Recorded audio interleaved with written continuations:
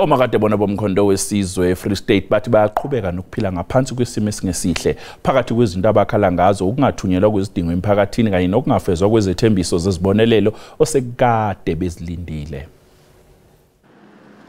Omakadebona bombutho wezempi bathi basadonsa kanzima ukuphila. Bathi kuze kube manje abakaze bawathole amatayitela ezindlu zabo. Ezinye zezindlu zisesimweni esibi njengoba zingenawo ngisho ugesi. Abanye ke sekuphele iminyaka emithathu bengakaze beyithole imihlomulo yabo.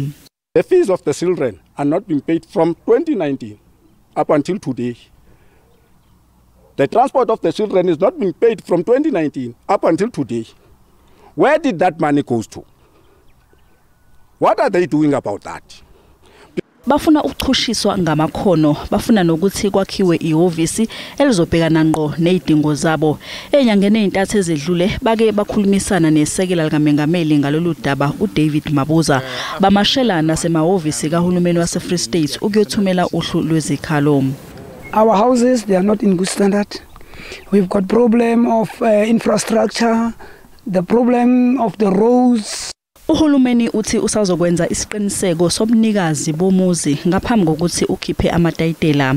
It's important that people that occupy those houses have been verified, and so far there are a few cases, and we will not go into detail about those because we do not work alone, but together with the Department of Military Veterans as well.